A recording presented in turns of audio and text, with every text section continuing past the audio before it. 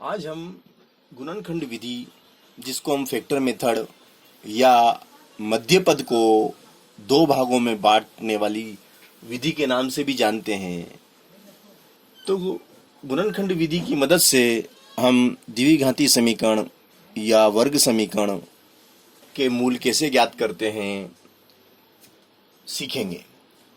जैसे कि एक सवाल मैंने लिखा,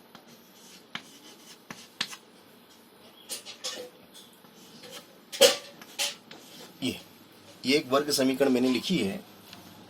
अब ये एक वर्ग समीकरण है, x square plus 5x plus 4 equal 0। अब इस वर्ग समीकरण के मूल, रूट या हल मुझे ज्ञात करना है। अब x का पावर 2 है तो दो हल होंगे इसके। तो एक्स स्क्वायर का गुणांक 1 है, इस एक्स स्क्वायर के गुणांक 1 का मैं इस अचर पद में गुणा करूंगा। 1 चौक 4, तो गुणा करने पे 4, गुणा करने पे 4 आना चाहिए और जोड़ने पे 5 आना चाहिए। तो गुणा करने पे 4 आ जाए और जोड़ने पे 5 आ जाए, ऐसी दो संख्याएं बताइए जिनका गुणा करें तो गुणा करने पे तो 4 आ जाए और उनको अगर जोड़ें तो 5 आ जाए। तो 4 और 1 ऐसी दो संख्याएं हैं जिनका गुणा करते हैं 4 एकम 4 तो 4, 4 और 1 को जोड़ते हैं तो 5। तो इस तरीके से एक्स स्क्वायर प्लस ये जो मध्य पद है, इस मध्य पद के हम दो टुकड़े करेंगे, दो हिस्से, दो भाग करेंगे, 4x और 1x, 4x 1x 5x धन 4 बराबर 0। अब यहाँ से दो दो के ग्रुप बन जाएंगे, इसमें भी x है और इसमें भी x है, तो x इस कॉमन हो जाएगा।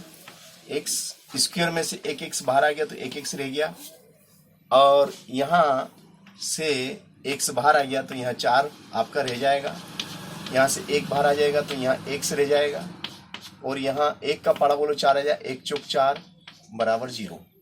इस तरीके से x धन 4 और x धन 1 बराबर 0। तो आप यहाँ से इसको भी इसके 0 के बराबर लिख देंगे, x धन 4 बराबर 0 और x धन 1 बराबर 0। तो यहाँ पर हो जाएगा x बराबर माइनस के 4 और x बराबर माइनस का 1। और इस तरीके से आपके दो हल कौन कौन से, x बराबर माइनस का 4 और x बराबर माइनस का 1, ये दो हल आपके इस वर्ग समीकरण के हुए। ठीक है ना। अब अगर आप मान लो यहाँ पर प्लस की जगह अगर माइनस कर देते हैं, मान लो माइनस कर दिया आपने, है ना, ठीक है ना, और यहाँ आपने 5 की जगह 3 कर दिया, कितना कर दिया, 3 कर दिया। तो अब इस सवाल को हम कैसे करेंगे ये देखना है ना। चलो देख, यहाँ पर ये 1 है, 1 का गुणा हम किस में करेंगे, 4 में, तो 1 चौक 4, 1 चौक 4, तो गुणा करने पे 4, किंतु घटाने पे कितना आना चाहिए, घटाने पे 3 आना चाहिए। तो ऐसी दो संख्याएं बताइए जिनका गुणा करें तो 4 आ जाए और जिनको अगर हम घटाएं तो 3 आ जाए। कितना आ जाए, 3। अब 3 तो बचना चाहिए मगर वो भी प्लस के बचना चाहिए, तो बड़ी संख्या को हम प्लस की लेंगे। जैसे कि मान लो मैंने 4 लिया, 4 में अगर मान लो मैं 1 का गुणा करता हूं तो गुणा करें तो 4 आ जाए, तो 4 आ गए, और घटाएं तो ये ऋण का 1 लेना पड़ेगा। यहाँ मुझे क्या लेना पड़ेगा, ऋण का 1। तो ये 4 में से 1 घटेगा तो 3, और 4 एकम 4, 4 एकम 4, 4 एकम 4, मगर ये ऋण का 4, ये ऋण का 4। देखो, तो गुणा करने पर ऋण के 4 आ जाए, गुणा करने पे ऋण के 4 आ जाए, और घटाने पे धन के 3 आ जाए, घटाने पे धन के 3। तो देखो, धन का 4 ऋण का 1, तो 4 एकम 4, ये प्लस का और ये माइनस का, प्लस और माइनस का गुणा माइनस होता है, असमान चिन्हों का गुणा माइनस होता है, और 4 में से 1 गया तो 3। तो इस तरीके से यहाँ पर भी हम मध्य पद के दो भाग करेंगे, प्लस के 4x माइनस का 1x माइनस 4 इक्वल 0। ठीक है ना।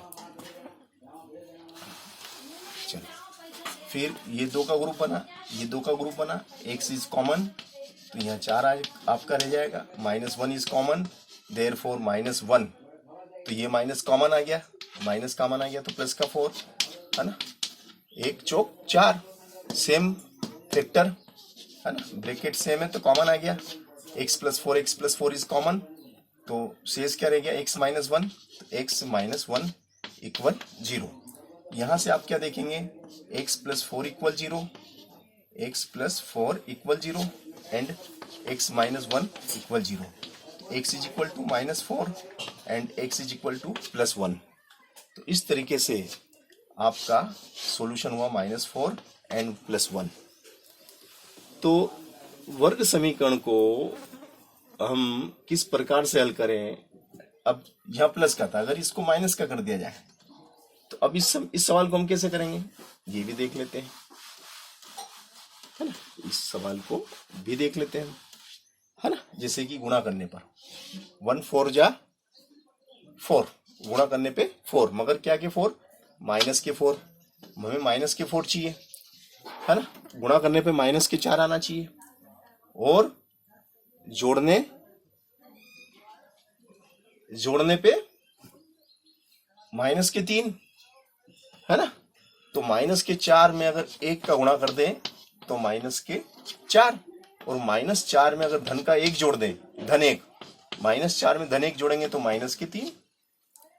तो इस तरीके से x² - 4x + 1x - 4 = 0, ये 2 के ग्रुप बना, x is common and +1 is common, therefore = 0, x - 4 and x + 1 = 0, therefore x - 4 = 0 and x + 1 = 0, therefore x is equal to -1 and x is equal to 4, therefore